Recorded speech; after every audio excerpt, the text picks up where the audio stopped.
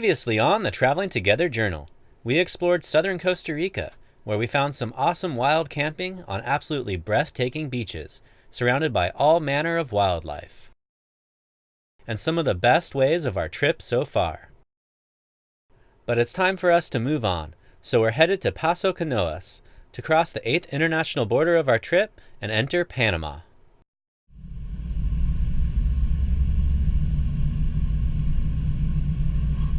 Alright, we are here in the border town. So it's really interesting. This entire border town is tons of auto mechanics and clothing stores because everything's so expensive in Costa Rica, and this town is known for being able to get cheap goods. So Costa Ricans don't even have to cross the actual border. They just have to come to this town to get some savings.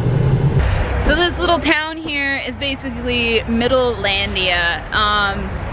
We've got the Panama border right over here, just right on the other side of this building. And then we have the Costa Rica exit right over there, and we're kind of just in the middle. But yeah, we're gonna drive back that way, pay our Costa Rican exit tax, get our stamps, and then we'll drive down this way and get our stamp into Panama. Exiting Costa Rica was similar to exiting any other country in Central America, in that you had two main steps to accomplish: checking yourself out of the country with immigration, and checking your vehicle out of the country with customs or aduana. Of course, there's always a different way of doing these two things just to keep you on your toes. Costa Rica has tried to integrate some technology into the process with a self-service machine where you can scan your passport and pay your exit fees. I'm not sure if this has improved the process at all, since you still have to take this receipt to the immigration office, fill out an exit form, and present it to the agent to receive your exit stamp. Alright, if we didn't have a car, we'd be done. But now Matt's gotta go into aduana and get our tip put on hold, not canceled. Because we plan to return to Costa Rica within 90 days, we would not be granted a new temporary vehicle import permit upon re-entry. So we put our Costa Rican import permit on hold. This allows us to re-enter Costa Rica with the truck, but it means that after re-entering, we only get the 2 weeks remaining on our current permit to make our way north through Costa Rica and back out of the country. Alright, so far, so good. That took us maybe like 20 minutes. But we're done with Costa Rica for now, and hopefully Panama will go just as smoothly. A short drive down the street and we arrive at the Panama side of the border. We park the truck in the line of personal vehicles next to the immigration and custom offices and began the process of checking ourselves and the truck into Panama. Our first step was to present ourselves and our passports to immigration to get our tourist visas. Well, that was relatively easy. We paid $1 for a sticker that we may or may not have needed. And now we gotta go move our car because there's just one lane for personal vehicles, and you gotta keep an eye on it and keep it moved forward. Otherwise, when it's time for us to actually leave, we won't be capable of leaving. Alright, that guy right over there in the white shirt just told us we had to take the dog out of the car and bring it somewhere on the other side over there. So that's one of the oficinas that I use to get the paperwork for the dog. And then look at this guy right here. Stray dog, just lives here at the border. 136 bucks, bye-bye! I'm gonna have to say, if we ever do a trip like this in the future and we have a dog, I'm going to get the dog an actual like international license. It's only been a problem in a couple countries, and this was one of them. What they did was, because all I have is Jagger's original health certificate from the United States, is apply for a at-home quarantine. So a vet is here and they come and look at Jagger, and I pay the money and he gave me a receipt, and then they sell me a license. So I guess maybe Jagger now officially has a license. I don't know if this is something everyone has to have, but everyone else just said that they paid 136 bucks, and I just paid definitely, like, between the copies as well, about 150 bucks, so ouch. Meanwhile, I had gone to the customs office to get our temporary vehicle import permit for the truck. They gave me a form to fill out and told me that I would need Panamanian vehicle insurance before I could get the import permit, and that the insurance office was somewhere over here, in this general direction. Or she may have just been waving her hand to tell me to go away. In any case, I wandered around asking other people directions until I eventually found the insurance office and paid $30 US for 60 days of insurance and returned to the customs office. And how are you doing? Bit of a runaround trying to find the office for the insurance. It's like down the street. Did you find it? I did. And now I guess I'm just waiting. She like took all my paperwork and just put it on a different desk. Oh, goody. A healthy stack of papers are getting put on somebody's desk in there, but that person's not around. It is almost lunchtime. And that can be kind of a common thing that the person that's supposed to do your next step of paperwork will have just gone to lunch. Hopefully though, as soon as that person does come back, they'll get that stack of papers and we're the first car in the line and they're gonna wanna come immediately to us because it would make no sense to do one of the cars in the back of the line. All right, are we ready? Set the jet? I'm ready to get out of here. All right. All right, last thing is the bug spray.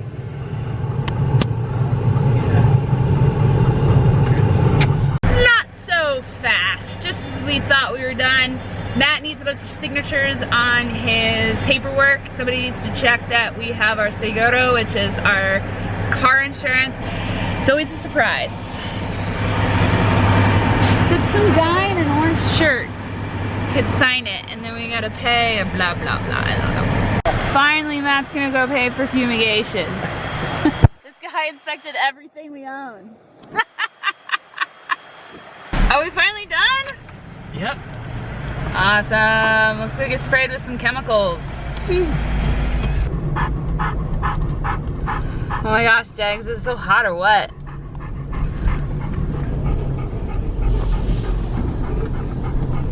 Yay! We're covered in bug spray. Alright, let's see. How long did that take us? It's 12:15. It took us basically almost 2 hours. Only took us 20 minutes on the Costa Rican side. Anything you want to add to this fun adventure of crossing the Costa Rica-Panama border? Speed limit sign just said 100. Fastest we've seen in quite some time. 100 kilometers an hour? Which is 80? 60.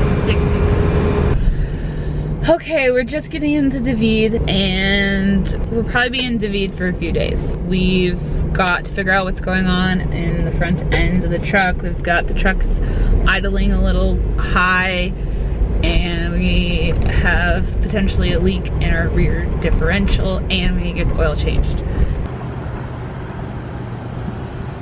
Matt and the mechanic are gonna go for a little test drive. Whoa, Matt's doing a little test drive with the mechanic. Jaggers and I is taking a little walk. It's a long day for him in the car as well. So we just had the brake pads changed. Turns out that that's what was causing the noise in the front end. And we're gonna come back tomorrow when there's gonna be a mechanic that speaks English and I can try to explain to him about our other problems like our idle and our leaking rear differential. And we're also gonna try to get an oil change. So right now we gotta go find a hotel, hopefully very close to the auto shop in case we need to leave the car here overnight. This place is an Overlander and it is also just a couple blocks from the mechanic. Looks nice enough, so hopefully they allow dogs and hopefully the prices are similar to what is on Overlander. So yeah, it's a good price all in all, but they do not allow dogs. Damn it, Jagger. So we have literally been to 40 hotels looking for a place where we can have the dog and nowhere will let us have the dog. So we found one place, but it was like really ghetto and kind of gross, and I guess that's where we're going back because that was literally the only place that we've stopped at that said okay. Alright, let's go take a tour of the room. Alright, look at that bed. It's got a nice arch to it. Air conditioner, missing some pieces, but blowing out some cold air. Oh yeah, that's a beautiful bathroom. Mm-hmm. Oh yeah, beautiful. Oh look, leftover stuff in the shower, which means they didn't clean it that well. Maybe not at all. But yeah, it's still wet in here. Beautiful. Someone's like tampon wrapper? Okay, so we're in a different room from the one that I just showed you because I went into the bathroom and it was filthy. But what really topped it off was I opened up the sheets to make sure they were clean. Feeling like we're probably staying in a place that people like to rent because it's so cheap, but then maybe only use it for an hour. Anyways, the sheets like looked like they were wet in the center, but I was like, maybe they're just thin, and I smelled the bed and it smelled like freaking piss, and I was like, okay, that I can't do that. So then they said like, okay, well, go upstairs, pick any room you want. I looked through like 7 rooms and they had like hair or scum, or the sheets were clearly not clean. There's no way I would stay here, except for that, like, literally we've been to every single hotel in this entire town and nobody would take a dog. So here we are. And on top of it, it's just been a long day, right? We did the border crossing, went to a mechanic, drove around the city during rush hour, and Matt is now sick. He's got definitely a fever. He's like super hot to the touch. Look at the poor little guy. He just wants me to shut up. So that's what I'm gonna do. Good night, guys. Well, we've been relaxing in our luxury suite, waiting for 9 o'clock. I guess that's when there's gonna be, I think the owner of the mechanic shop, who also happens to speak English, is supposed to be there. So yeah, we're gonna head out. Well, that was a huge disappointment. We just came in, it's 9 o'clock, and there's a girl who speaks English, and the shop is totally full, and she basically was like, oh, we're just super full right now, we can't see your car at all, and maybe you could come back tomorrow at like 7. It's better to come in at 7:30 when we open. Well, yesterday we were told by the guy who worked on our car to come back at like 9 or 10 because that's when somebody who spoke English would be here. So obviously we're not looking forward to spending any extra days here because the only place we were able to stay is like super gross. But it is the situation we're in. Well, since we have been graced with an extra day in David, we've decided to take care of our city chores. We did not get a chip in Costa Rica, and that proved to be a big mistake. All right, we have a phone, check. Exciting errand number 2, Jagger's dog food and his glucosamine pills, and maybe some goodies for Matt and Amy too. Okay, all of our chores are done. And we're gonna just drive back to the mechanics and hope that they can get our truck seen today. We went back to the mechanic and they are still very busy. And we did speak to the boss though, and we made an appointment for our problems for 7:30 tomorrow.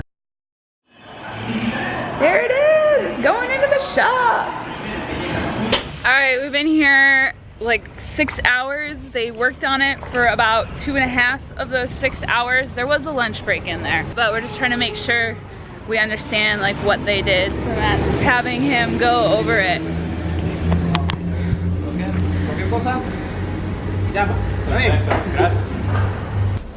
Supposedly we're all sorted out. So for a total of... You want your keys? Gracias. For, what was it, I think $132.95 total. We got the front pads changed on the brakes. Oh yeah, yesterday. They cleaned the interior of the throttle body, and they replaced the front oil seal on the rear differential, and they changed the oil and oil filter on the engine.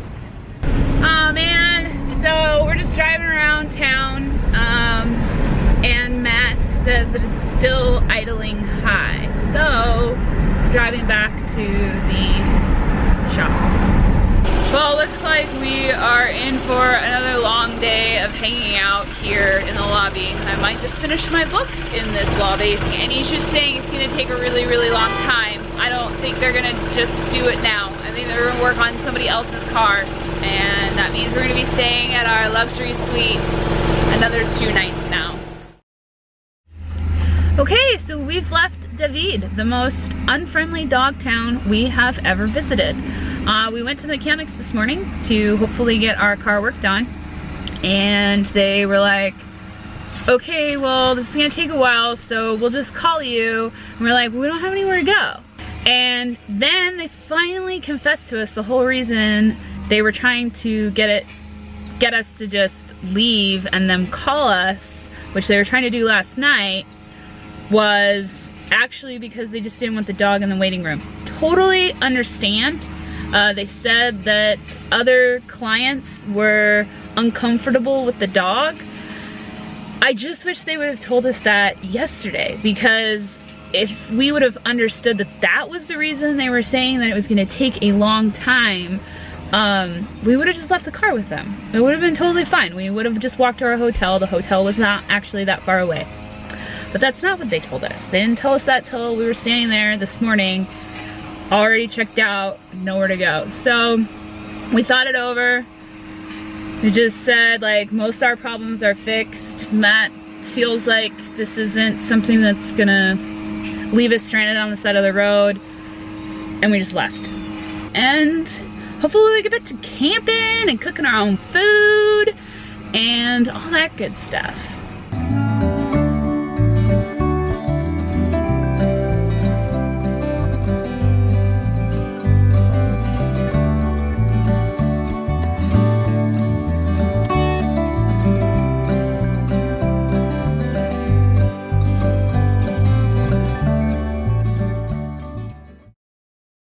Next time on the Traveling Together Journal, we're back on the hunt for uncrowded surf and adventure in tropical Panama.